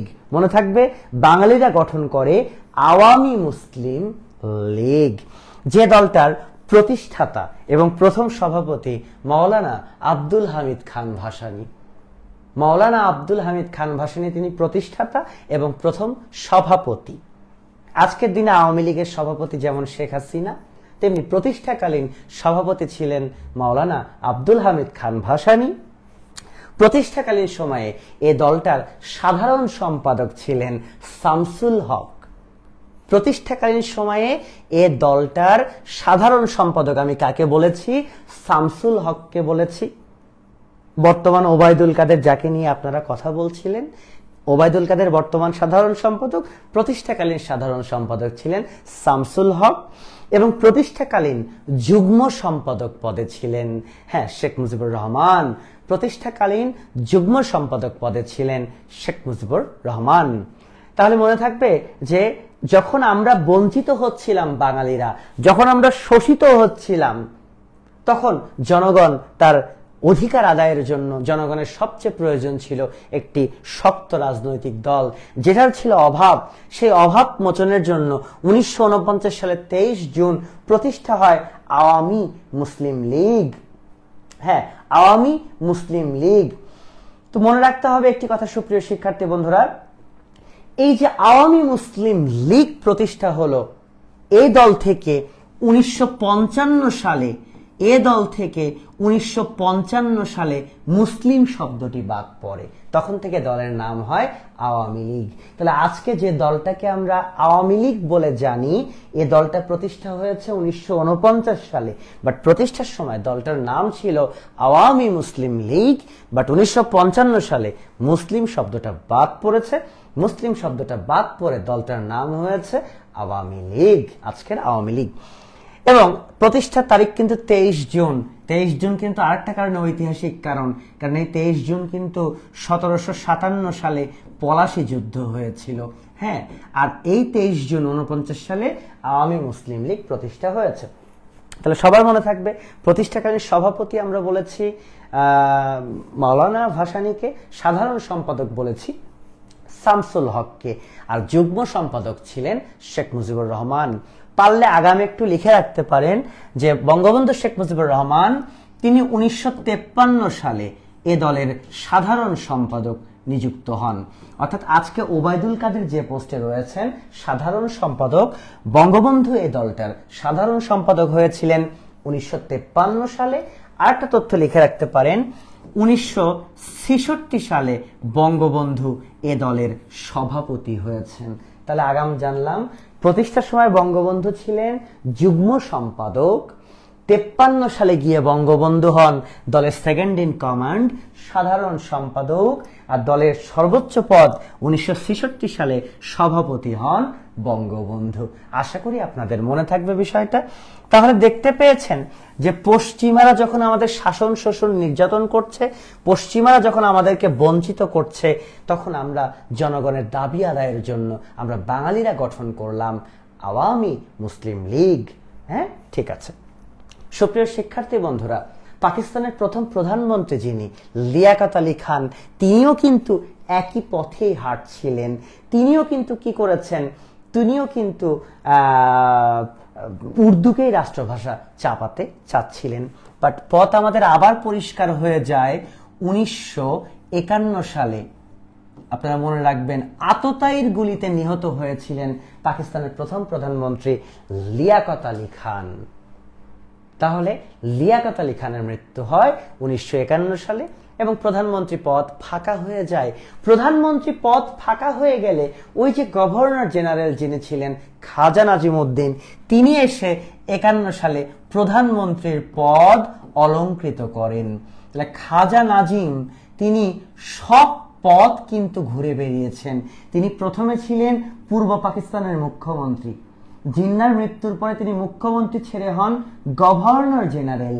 এবার প্রধানমন্ত্রীর মৃত্যুর পরে তিনি গভর্নর জেনারেল পদ ছেড়ে এসে হন প্রধানমন্ত্রী। খাজা নাজিমউদ্দিন একজন ধন্য ব্যক্তি, ধন্য তার জীবন। পাকিস্তানের গুরুত্বপূর্ণ যে 3টা পদ, 3টা পদেরই স্বাদ গ্রহণ করেছেন এই যে খাজা নাজিমউদ্দিন। তিনি বাঙালি, তবে হ্যাঁ উর্দু ভাষাভাষী বাঙালি। সুপ্রিয় শিক্ষার্থী বন্ধুরা, তাহলে গভর্নর জেনারেল পদ ফাঁকা হয়ে যায়। গভর্নর জেনারেল হন, পাকিস্তানের 3য় গভর্নর জেনারেল হন গোলাম মোহাম্মদ। গোলাম মোহাম্মদ পাকিস্তানের 3য় গভর্নর জেনারেল নিযুক্ত হন গোলাম মোহাম্মদ। মনে রাখবেন পাকিস্তানের 3য় গভর্নর জেনারেল নিযুক্ত হন গোলাম মোহাম্মদ। খাজা নাজিমউদ্দিন তো প্রধানমন্ত্রী হলেন। সুপ্রিয় শিক্ষার্থী বন্ধুরা, এভাবে 51 সাল কেটে যায়। 51 সাল কেটে যে 52 সাল চলে আসে এবং এই 52 সালের জানুয়ারি মাসে ঢাকাতে বেড়াতে আসেন প্রধানমন্ত্রী খাজা নাজিমউদ্দিন। তিনি ঢাকাতে আসেন, ঢাকাতে সমাবেশ করেন। তাছাড়া ঢাকা ইউনিভার্সিটির সমাবর্তনে তিনি অংশ নেন এবং সমাবর্তনে অংশ নিয়ে এই খাজা নাজিমউদ্দিন ঢাকা বিশ্ববিদ্যালয়ের ছাত্রছাত্রীদের সামনে ঘোষণা দেন যে আমাদের জাতির জনক যে কথাটি বলেছেন উর্দু, এবং উর্দু হবে পাকিস্তানের রাষ্ট্রভাষা। তাহলে এতদিন তারা দূর দূরান্ত দিয়ে বললেও খাজা নাজিমউদ্দিন, যার সাথে কিনা বাঙালির একটু হলেও তকমা আছে, প্রধানমন্ত্রী, তিনি এসে কিনা বললেন ঢাকা ইউনিভার্সিটির সমাবর্তনে উর্দু হবে রাষ্ট্রভাষা। এটা ছাত্রছাত্রীরা মানতে পারলো না। পরিস্থিতি কি হয়ে গেল? উত্তপ্ত হয়ে গেল। এবং এই উত্তপ্ততা থেকে আমরা লক্ষ্য করে দেখলাম 31 জানুয়ারি ছাত্রছাত্রীরা গঠন করলো 31 জানুয়ারি ছাত্রছাত্রীরা গঠন করলো সর্বদলীয়